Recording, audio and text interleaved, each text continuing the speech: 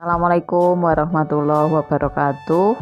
Bertemu kembali di pembelajaran matematika teorema Pythagoras bab pertama di semester 2. Kita lanjutkan mengenai penerapan teorema Pythagoras baik dalam kehidupan sehari-hari maupun dalam bentuk beberapa soal. Di papan tulis sudah kami tulis sebuah soal, semoga saja kelihatan dengan jelas. Akan saya baca kembali. Sebuah pesawat mula-mula terbang ke utara sejauh 4000 km, kemudian berbelok ke timur sejauh 3000 km. Tentukan jarak terdekat yang ditempuh pesawat tersebut dari tempat pemberangkatan. Oke, di sini sudah kami buat busur mata angin, kalau nggak salah. Jadi arah utara itu ke atas berlawanan dengan arah selatan, kemudian ke kanan itu timur, ke kiri itu adalah barat. Kalau kita buat soal tersebut menjadi kalimat matematika, maka kita ubah dulu soal tersebut menjadi arah mata angin dulu. Mula-mula pesawat tersebut terbang ke arah utara, seperti yang sering terjadi kemarin, 4000 km, sejauh 4000 km. Oke. Kemudian pesawat tersebut berbelok ke timur. Berarti dari arah tujuan tadi kan di sini misalnya saya beri huruf A, kemudian menuju ke B, ke utara ini, kemudian berbelok ke timur. Ke timur berarti ke kanan menuju ke C, gitu sejauh di situ 3000 km. Oke, kalau kita buat sketsanya mungkin seperti ini. Nah, tentukan jarak terdekat yang ditempuh pesawat tersebut dari tempat pemberangkatan. Pemberangkatannya kan di titik A, harus ke B dulu, lalu baru ke C. Nah, kalau ini kita buat sesuai konsep teorema Pythagoras seperti yang saya sampaikan kemarin, maka pesawat tersebut sebenarnya bisa dari titik A langsung ke titik C. Jadi bentuknya menyerong seperti ini, berupa garis lurus. Nah, ini merupakan guna dari penerapan teorema Pythagoras loh. Bu, kenapa kok pesawat itu harus menuju ke B dulu? Mungkin kalau dia melalui jalur C, pesawat tidak akan selamat, maka dia harus ke B dulu. Maka ada titik koordinat tertentu yang dilewati. Sehingga kalau secara awam jarak terdekat dalam pesawat itu adalah A ke C. Di depan sudut siku-siku adalah panjang garis AC. Ingat, itu disebut sebagai hipotenusa, atau AC itu sebagai sisi miring. Nama lainnya kalau di buku-buku, kalau ada istilah hipotenusa, dia disebut sebagai sisi miring. Saya ulas kembali materi kemarin. Kemudian garis AB dan garis BC tidak sama panjangnya. Karena tidak sama, kita hanya menyebutnya sebagai sisi siku-siku saja. Sisi siku-siku, gitu itu istilah dalam matematika. Kalau ada kata hipotenusa, maka dia disebut sisi miring, letaknya tepat di depan sudut siku-siku. Nah, kembali ke soal ini, berarti kalau ditanyakan adalah jarak terdekat pesawat, maka kita harus menentukan panjang sisi miring. Kemarin sudah kami sampaikan, kuadrat sisi miring adalah jumlah kuadrat kedua sisi siku-sikunya.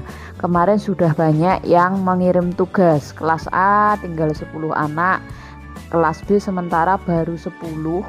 Saya cek hari ini, mudah-mudahan nanti bisa menambah lagi. Sebenarnya hanya mudah kemarin, segera dikerjakan. Nah, maka bagaimana mencari AC kuadrat? Berarti mencari sisi miring. Kalau mencari sisi miring berarti adalah jumlah kuadrat. Ya sudah, berarti kita jumlah kuadratnya AB kuadrat ditambah BC kuadrat. Oke, AB kuadrat berapa? AB panjangnya 4000 km. Ditulis apa adanya, 4000 dikuadratkan, kemudian ditambah 3000 dikuadratkan. Gitu nggih. Nah, bagaimana Bu kalau dalam bentuk ribuan? Nggak masalah, yang kamu hitung 4-nya saja. Berarti 4 kuadrat itu berapa? 16. Yaudah kita tulis 16, terus nolnya kita kuadratkan, ditambahi 2 kali. Sehingga kalau 3 kuadrat itu kan 3 dikuadratkan 9. Enggak, ini nanti ketemu 9 juta. Begitu nggih. Kalau ini kita jumlah 16 tambah 9 kan 25 juta. Nah, akarnya atau panjang AC jarak terdekat itu adalah akar. Ingat, akar itu berapa? Akarnya 4 berapa? 2. Akarnya 25 berapa? Ya berarti 5. Sehingga panjang AC atau jarak terdekat itu adalah 5000 kilometer. Karena ini soal cerita, maka kita buat kesimpulan.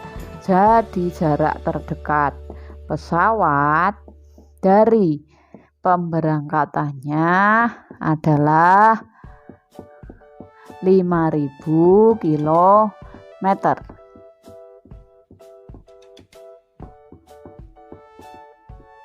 Gitu nggih. Ingat, bentuk pengkuadratan ini kamu harus bisa, jangan sampai keliru. Jadi kalau sudah sering sebenarnya mudah dipahami. 4 kuadrat berapa? 16. Berarti akarnya 16 pinten? Ya 4. Gitu nggih. Akarnya 36 berapa? 6. Berapa perkalian angka itu yang hasilnya adalah bentuknya itu sendiri. Oke, ini contoh yang pertama. Yang kedua yaitu penerapan teorema Pythagoras pada bangun datar. Saya ambil contoh di sini adalah pada bangun layang-layang. Ya, kalau ada soal gambar layang-layang di sini A, B, C, D, gitu nggih.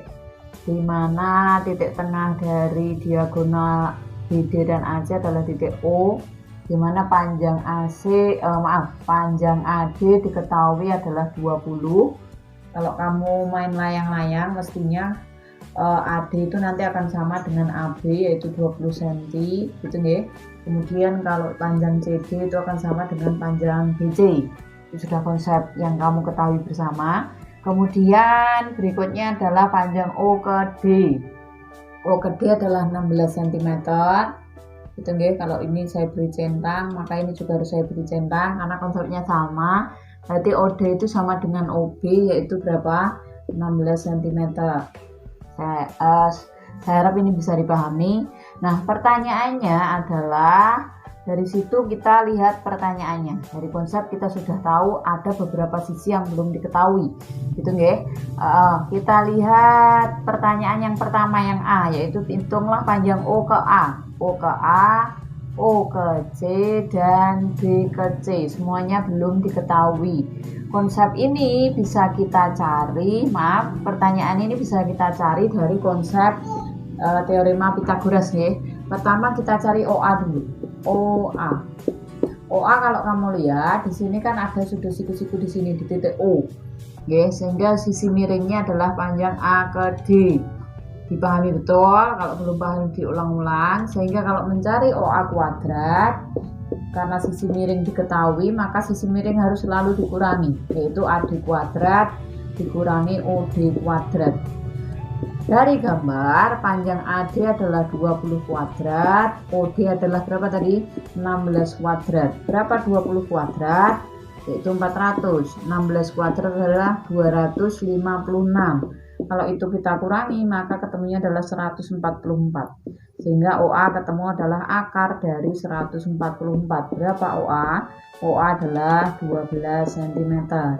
Karena 12 kali 12 adalah 144. Gitu nggih? Oke, pertanyaan yang kedua kita lihat dari yang A. OA kemudian OKC. OKC kamu lihat, OKC ada segitiga yang lebih besar di sini. Sudutnya juga siku-siku.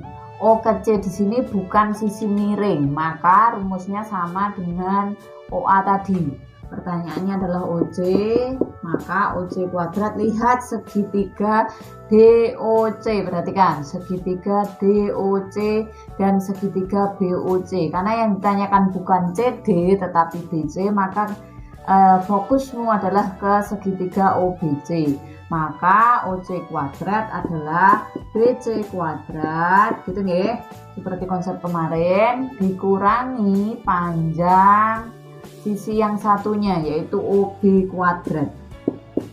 Seperti yang saya tulis tadi bahwa BC kuadrat diketahui apa belum?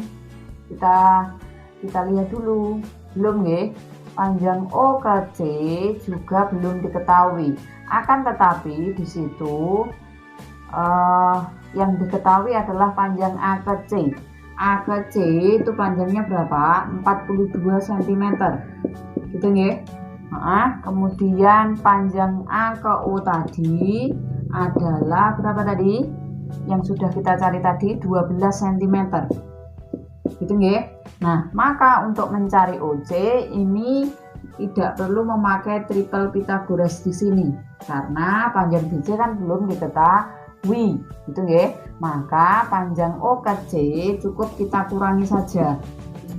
AC dikurangi OC karena panjang AC kan lurus di segini ya. Kalau di sini AO diketahui maka OC bisa kita temukan 42 dikurangi 12 ketemunya adalah 30 cm. Gitu ya, OC ketemu. Nah, BC kita cari dari sini. Dari rumus Pythagoras tadi. Berarti BC kuadrat adalah karena BC di sini sisi miring, maka kebalikan dari yang rumus ini tadi. Bukan dikurangi tetapi ditambah, berarti OC kuadrat ditambah OB kuadrat. Nah, berapa OC tadi? 30 kuadrat gitu ya. Ditambah O ke B itu sama dengan O ke D. Ingat, O ke B sama dengan O ke D. Yaitu berapa? OD tadi 16. Ya kan? Gitu ya. Sehingga 30 kuadrat ditambah 16 kuadrat. 30 3 kali 3 900, kemudian ditambah 256 gitu ya. Sehingga BC kuadrat adalah 1156. Berarti BC adalah akar dari 1156 yaitu 34 cm. Pertanyaan yang A terjawab, yaitu apa tadi? Panjang OA, OC, kemudian BC. Kemudian langsung kita lanjutkan ke pertanyaan yang B. Apa di situ? Keliling layang-layang. Mohon maaf, ini saya geser sebentar. Apa keliling layang-layang? Konsep keliling layang-layang itu sama dengan keliling persegi panjang. Apa? Yaitu 2 kali panjang ditambah lebar. Lihat, ada dua sisi yang sama yaitu BC dan CD, itu kita anggap panjangnya, kemudian AB dan AD kita anggap sebagai lebarnya. Berarti ini 2 kali panjang yang lebih panjang yaitu berapa tadi? 34 gitu ya. Kemudian yang lebar adalah 20. Ya, begitu ya. Sehingga 34 ditambah 20 di sini adalah 54 ya. 54 kita kalikan 2 sehingga nanti ketemunya adalah 108 cm. Karena keliling maka satuannya tidak pakai persegi, hanya cm. Ya, demikian penerapan teorema Pythagoras pada layang-layang. Mudah-mudahan ini bisa dipahami. Intinya kita tetap konsep awal kemarin, jumlah kuadrat sisi miring adalah jumlah kuadrat kedua sisi siku-sikunya, dan kamu harus banyak berlatih perkalian bentuk kuadrat maupun akar. Demikian contoh yang terakhir dari penerapan teorema Pythagoras. Lanjutkan sesi terakhir dari materi teorema Pythagoras yaitu triple Pythagoras. Di sini kami sajikan tabel berupa angka-angka untuk memudahkan kalian memahami triple Pythagoras. Apa triple Pythagoras itu? Triple Pythagoras adalah pasangan angka-angka yang menunjukkan bahwa angka tersebut berada pada segitiga siku-siku. Untuk memudahkannya, kita buat tabel A kecil, B kecil, terus ini 2AB artinya 2A kali 2 kali A kali B, kemudian A kuadrat plus B kuadrat, A kuadrat min B kuadrat, dan nanti pasangan triple Pitagorasnya. Nah, kita masukkan angkanya. Kalau A-nya saya ganti 2, B-nya saya ganti 1, maka 2 kali 2 itu 4, 4 kali 1 itu 4. Sehingga didapat 2AB itu adalah 4. Itu nggih. Nah, A-nya tadi kan saya ganti ke 1, berarti kalau A saya kuadratkan 2 kuadrat nggih. 2 kuadrat itu kan 4, ditambah 1 kuadrat itu 1, berarti 4 tambah 1 adalah 5. Udah nggih. Nah, kemudian yang terakhir, langkah terakhir adalah A kuadrat dikurangi B kuadrat. Berapa A-nya tadi? A-nya adalah 2, berarti 2 kuadrat dikurangi 1 kuadrat. 2 kuadrat kan 4, 4 dikurangi 1 yaitu 3. Nah, sehingga terbentuk 3 angka yaitu 3, 4, 5. Kalau ini di sini ini merupakan pasangan triple Pitagoras, jadi nggak bisa diubah-ubah, sehingga triplenya di sini adalah 3, 4, dan 5. Lihat sisi yang terpanjang. Kalau saya buat perumpamaan, sisi terpanjang kan 5 kuadrat nih. 5 kuadrat itu adalah dapatnya dari 3 kuadrat ditambah 4 kuadrat, karena 25 itu adalah 9 ditambah 16, sehingga ini merupakan pasangan dari teorema Pitagoras. Apakah itu nanti bisa diubah pasangannya? Tidak bisa. Kalau 3 pasangannya ya 4 dan 5. Begitu nggih. Ini pasangan yang pertama atau triple yang pertama. Kemudian triple yang kedua kita lihat. Kalau A-nya saya ganti 3 di sini nggih, B-nya saya ganti 1. Kita masukkan coba. 2 kali 3 itu 6. 6 dikali 1 adalah 6 sendiri, sehingga 2AB-nya adalah 6. Gitu nggih. Nah, kemudian A kuadrat 3 kuadrat 9 ditambah 1 kuadrat 1. 9 ditambah 1 adalah 10. Gitu nggih. Terus yang terakhir A kuadrat, berarti 9 kuadrat dikurangi 1 kuadrat. 9 dikurangi 1 berarti berapa? 8. Kalau triple kita ambil angka yang paling kecil, berarti 6 itu pasangannya 8 dan 10. Nonton nggih? Itu yang kedua. Kemudian yang ketiga. Yang ketiga sama prosesnya. 2 kali A kali B, berarti 2 kali 3 6.